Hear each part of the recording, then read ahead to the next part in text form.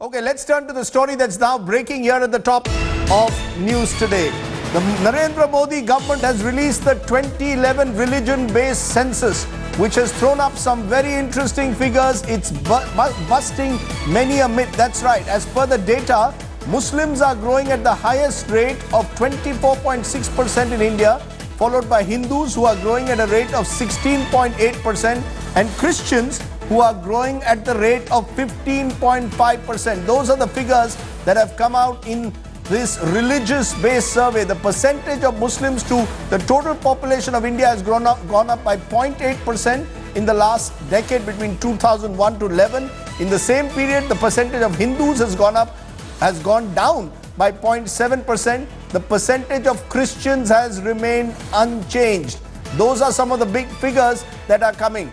Is this growth really to be seen as some kind of a threat, as some have positioned it? Has the right wing got it wrong, or have they got it right? That's what we want to raise at the moment. Look at those figures.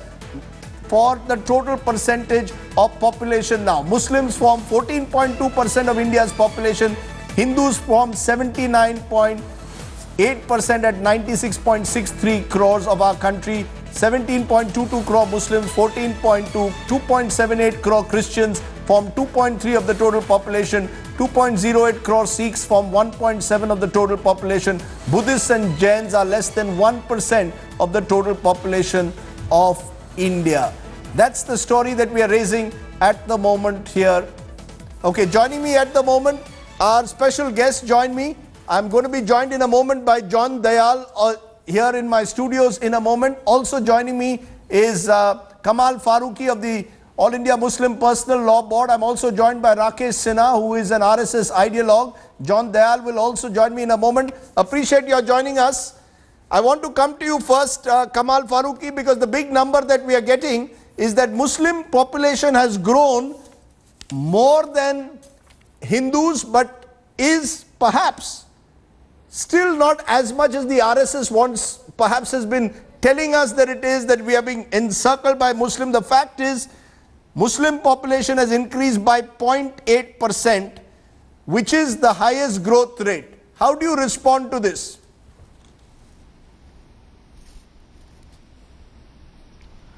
Rajiv, yes, the facts which have been given to released today, that gives some idea about the whole thing. But number one, I am totally in agreement with releasing of the census figures, correct census figure according to the religious, caste, the economic ratio and all those kind of things, because it gives me as well as the state the correct position in fact. The number two is that some of the newspapers etc. are trying to gauge it as it is the increase of 24%, whereas in this last assessment it was very clearly mentioned that there has been a negative growth rate as far as the Muslims are concerned. Because sir, there isn't a negative growth rate. Let me be honest, sir, there is no negative growth rate. Let's be clear. I am going entirely by the census figures. The census figures do show that Muslim population has increased by 0.8%. There's a 24% growth rate over the decade, but in total it is the percentage of increase is 0.8% at the moment. Let me come to Rakesh Sinha. Rakesh Sinha. 0.8%. Rakesh Sinha. Yes, this is what actually the figure is big. Rakesh Sinha, many RSS groups over the years have told us, the VHP has told us as part of its Ghar Wapsi programs and other programs, that Christian population is increasing. The fact is it is remaining stagnant. The census shows no increase in percentage terms of the Christian population. And Hindu population, Mr. Sinha, has decreased by 0.7%. Muslims has increased by 0.8%. They are not outnumbering Hindus. 14% of India is Muslim, 79.6% of India is Hindu.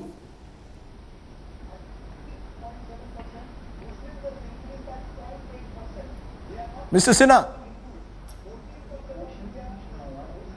Mr. Sinha, can you hear me?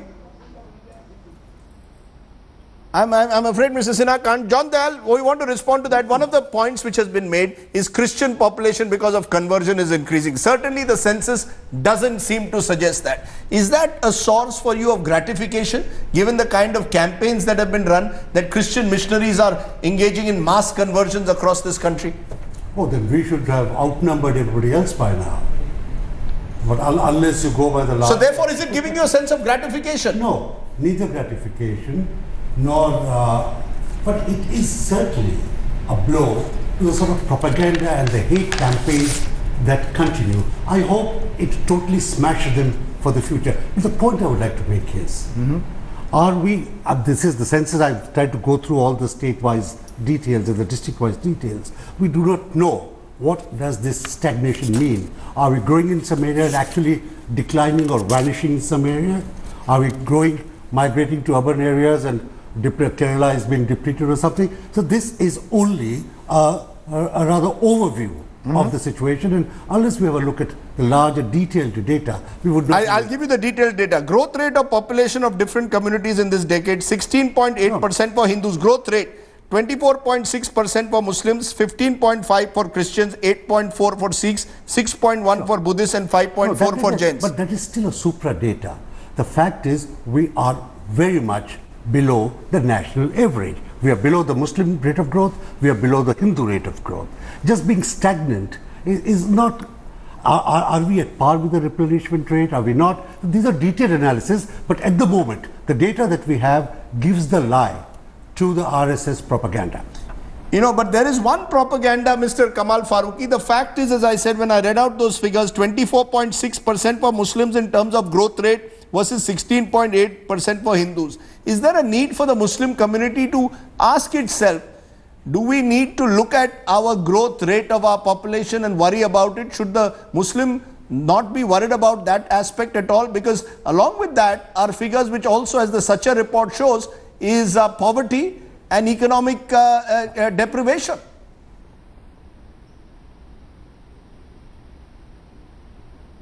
Absolutely right, Rajdeep, you are. Absolutely right, you are. That shows that the Muslims are, since they are not properly educated, their economic condition is not good.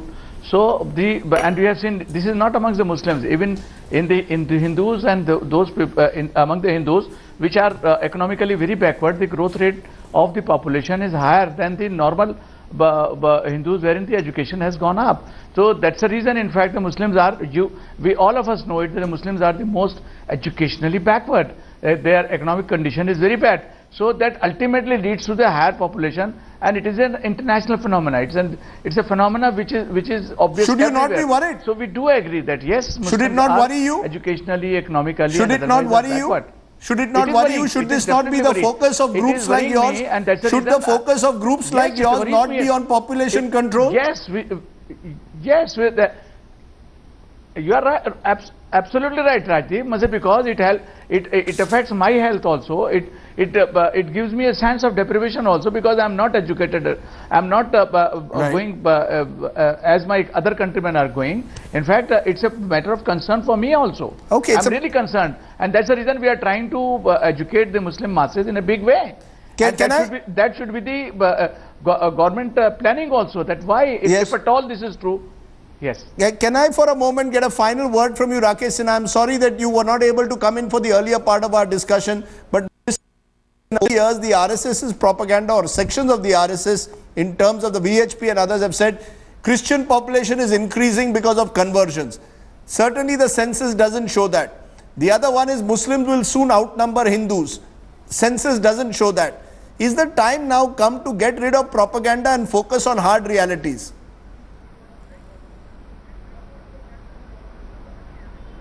Rajdeep, I am surprised. After the census data has been released, you are speaking like that. You just see the Muslim population is growing. It is faster than the average population. Yes. What does it indicate? And I remember that in 1920, the same trend was there when Colonial UN Mukherjee said that Hindus are dying race.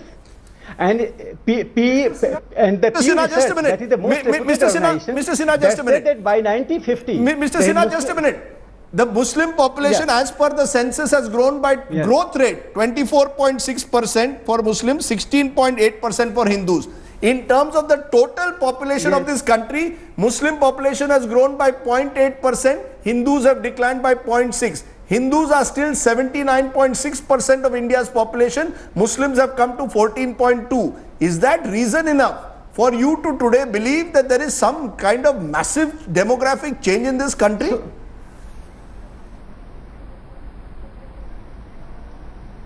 The Hindu population was 84% in 1951 census. Now it is less than 80%. That is a psychological mark. And I am telling you, the Pew research has indicated that by 2050, Muslim would form the largest population in India in all over the world. This is the highest population in India or all of the world. And the Muslim population, this trend is not only in India. This is all over the world. The Vatican has shown this concern. The average population growth of the world in the coming decades will be 35% and Muslim population 73%. So this concern has been being shown by all over the world. And I think as far as India is concerned, John Dayal wants to respond. Quick response. Three things are applicable here. Dr. Sinha, Dr. Sinha, I went through every word of the very long Pew report. What it says is that while in the world, possibly Muslims may overtake everybody else, but in India, Hindus will remain the majority, possibly forever. The Pew report is categorical on that. So do not try to mislead all of us, sir.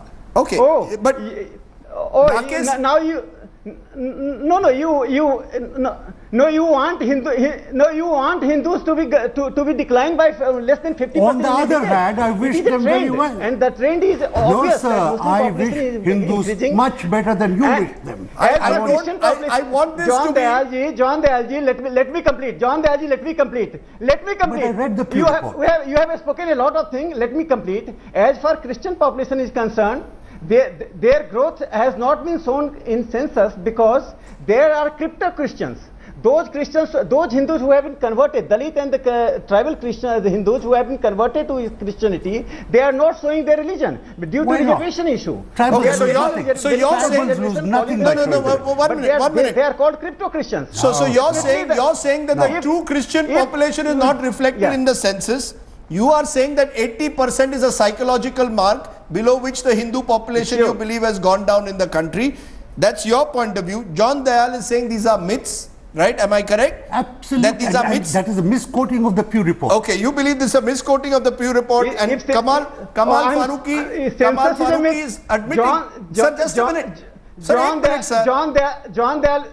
One minute. There is an admission from Kamal Farooqui also that there is a concern which he has that Muslims have to look at issues of their population growth rate. But at the same time, I think the other myth that Hindus will be outnumbered by minorities has clearly been dispelled by the census. So it depends on which way you look at the census. If 80% is a psychological mark that Rakesh Sinha is talking about, then he has reason to be concerned about. If we are to, on the other hand, say that at the end of the day, Hindus are 79.6% of India's population, Muslims are 14%, Christians are 2.3%. The fact is they will not outnumber Hindus. That is very, very clear. So which side you stand, we leave it to you to decide. Kamal Farooqui, Rakesh Sinha, John Dayal, I appreciate your joining us on the news today.